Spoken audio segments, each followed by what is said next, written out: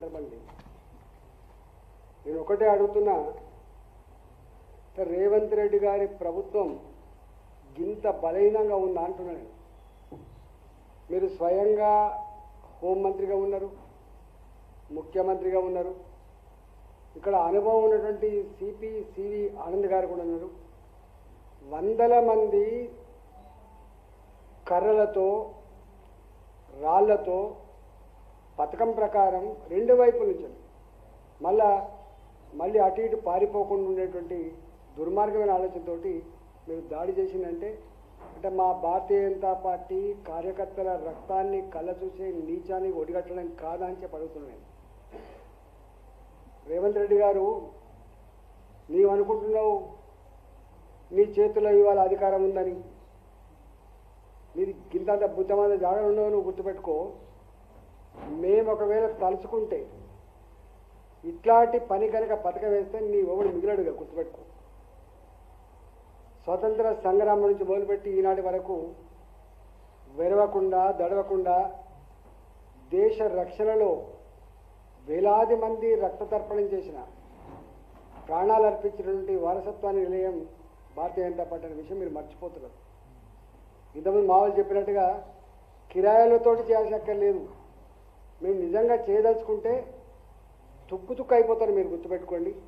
నేను ఒకవేళ నీ ఇంటెలిజెన్స్ వ్యవస్థ విఫలమైందా లేదా నీవే పథకం ప్రకారం పని చేయించినవా, దీని మీద ప్రజలకు జవాబు చెప్పాల్సిన అక్కడ ఉందని, అప్పటి వరకు నిన్ను వదిలిపెట్టే ప్రసక్తి లేదని చెప్పి నేను హెచ్చరిస్తాను. రెండవది, గతంలో అనేక 10 సంవత్సరాల కాలం పాటు మాటల పరమైనటువంటి సిద్ధాంతపరమైనటువంటి పరళపరమైనటువంటి చర్చ జరుగుతూ ఉంటుంది, విమర్శ జరుగుతూ ఉంటాయి.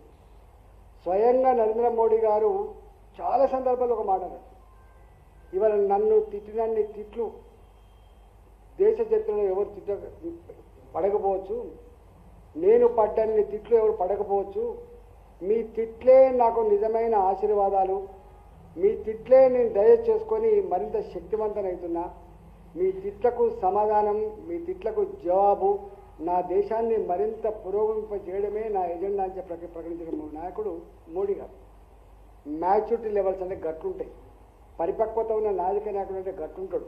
కానీ ఇలా మాటల పరమైంది చేతగాకపోతే ఇట్లాంటి చిల్లర పని చేస్తుడు చిల్లర నాయకుడు అయితే తప్ప పెద్ద నాయకుడు కాడనే విషయం మీరు గుర్తుపెట్టుకోండి.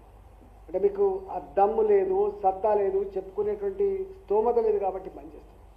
అసలు కథ ఏంటంటే తెలంగాణ రాష్ట్రంలో ప్రతి గడపల గిరినామా ముఖ్యమంత్రి అని చెప్పి ఇలా భావిస్తున్న సందర్భం.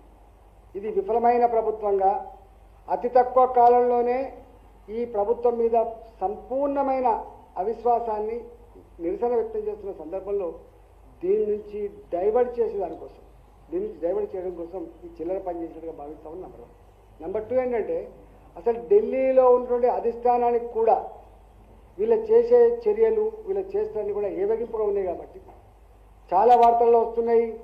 ఇంటర్వ్యూలు ఇవ్వలేకపోతున్నారు, కలవలేకపోతున్నారు, అపాయింట్మెంట్ ఇవ్వలేకపోతున్నారు. వాళ్ళ మెప్పు కోసం ఈ చిల్లర పని చేసి నువ్వు మెప్పు పొందే ప్రయత్నం చేస్తుండొచ్చు, కానీ మెప్పు అక్కడ పొందేవో కానీ ప్రజాస్వామ్య వ్యవస్థలో ప్రజల దృష్టిలో మాత్రం చిల్లరగాడిగా మిగిలిపోతావు అనే విషయాన్ని మీరు మర్చిపోవద్దు. నేను డిమాండ్ చేస్తున్నా, దీన్ని తీవ్రంగా ఖండించడమే కాకుండా ఇవాళ పార్టీ ఆఫీస్ అంటే ముఖ్యమైన నాయకులందరూ ఉంటారు. నిన్న ఎవరైనా లేని కాబట్టి వేరే విషయం, కానీ ఒకవేళ మేమే ఉండి మళ్ళీ ప్రతిదాడి చేస్తే దీనికి ఎవడు బాధ్యత వహించాల్సి ఉంటుంది? ఇవాళ స్వయంగా మా పార్టీ రాష్ట్ర జనరల్ సెక్రటరీ కాసం వెంకటేశ్వర్లు, మా పార్టీ బీసీ అనుబంధ సంఘం, మా బీసీ మోర్చా రాష్ట్ర అధ్యక్షులు ఆనంద్ గారు ఉన్నారు. ఇలా మా ఎస్సీ మోర్చా నాయకులు నందు గారు ఉన్నారు. ఇలా అనేక మంది కార్యకర్తలు దెబ్బలు దాకినాయి. మేము సంయమనం పాటించిన కాదు నడుస్తుంది బిడ్డ, లేకపోతే సంగతి ఏదో తెలుస్తుంటుంది. నేను ప్రభుత్వం ఇవాళ పిసిసి అధ్యక్షుడు చెప్పింది కాబట్టి దీనికి సంపూర్ణమైన బాధ్యత ప్రభుత్వమే వహించాలని చెప్పి నేను కోరుతా ఉన్నా, డిమాండ్ చేస్తా ఉన్నా. క్షమాపణ చెప్పడమే కాకుండా అసలు దీని మీద వాళ్ళని సంపూర్ణంగా చర్య తీసుకోవడమే కాకుండా ఇంటెలిజెన్స్ ఫెయిల్యూర్గా అంగీకరించడమే కాకుండా ఇలాంటి వాటికి బహిరంగంగా క్షమాపణ చెప్తున్నాం, మేము మళ్ళీ ఇట్లా చోటు చేసుకోమని చెప్తేనే తప్ప, లేకపోతే నిన్ను ఎదుర్కోవడం, నేను నిర్వహించడం మా భారతీయ జనతా పార్టీకి పెద్ద లెక్క కాదని చెప్పి నేను తెలియజేస్తా ఉన్నా. మొన్న ఎంత చిల్లర ఉంటుందంటే, అంటే ఏదైనా అడుక్కుంటప్పుడేమో బతులన్నట్టు అడుక్కుంటాం, మళ్ళీ బయటకు వచ్చేమో హీరో లెక్క చలామనే ప్రయత్నం చేస్తాం. ఈ రాష్ట్రంలో నరేంద్ర మోడీ గారు ప్రధానమంత్రి అయిన తర్వాత ఒక గొప్ప ఆశయంతో రాష్ట్రాలు అభివృద్ధి చెందకుండా దేశం అభివృద్ధి చెందలేదని, ఇవాళ రాష్ట్రాలలో ఏ ప్రభుత్వం అధికారం ఉందనేది ఇంపార్టెంట్ కాదు, నరేంద్ర మోడీ గారు కేంద్ర ప్రభుత్వం దేశానికి నాయకత్వం వహిస్తూ ఉంది. అది అరుణాచల్ ప్రదేశ్ కావచ్చు, అది గుజరాత్ కావచ్చు, అది జమ్మూ అండ్ కాశ్మీర్ కావచ్చు, అది తెలంగాణ కావచ్చు అనేటువంటి భావనలో ప్రభుత్వాలు ఏమున్నప్పటికీ కూడా సమగ్రమైన అభివృద్ధి ఎజెండాగా వారు ఇక్కడ ఆనాడు బీఆర్ఎస్ పార్టీ ఉన్నా, ఇవాళ కాంగ్రెస్ పార్టీ ఉన్నా కూడా రైల్వే టెర్మినల్ల కోసం చెర్లపల్లి రైల్వే టెర్మినల్ 415 కోట్లు, ఇవాళ 700 పైచిలకు కోట్లు సికింద్రాబాద్, 450 పై కోట్లు కాచిగూడ, 350 కోట్ల రూపాయల పైచిలకు నాంపల్లి, అంటే 2000 కోట్ల రూపాయలతో ఇవన్నీ భూమి పూజలు చేసుకొని చెర్లపల్లి కంప్లీట్ అయింది. చెర్లపల్లి రైల్వే స్టేషన్ టెర్మినల్ని ఇంత అంటే మొత్తం దేశ చరిత్రలోనే ఇట్లాంటి రైల్వే టెర్మినల్ మొట్టమొదటిసారిగా నిర్మాణం కాబట్టి తెలంగాణ గడ్డ మీద హైదరాబాద్లో ముఖ్యమంత్రి గారు ఇక్కడనే ఉంటారు, కానీ వర్చువల్గా పాల్గొంటా అని చెప్పి పాల్గొనలేదు.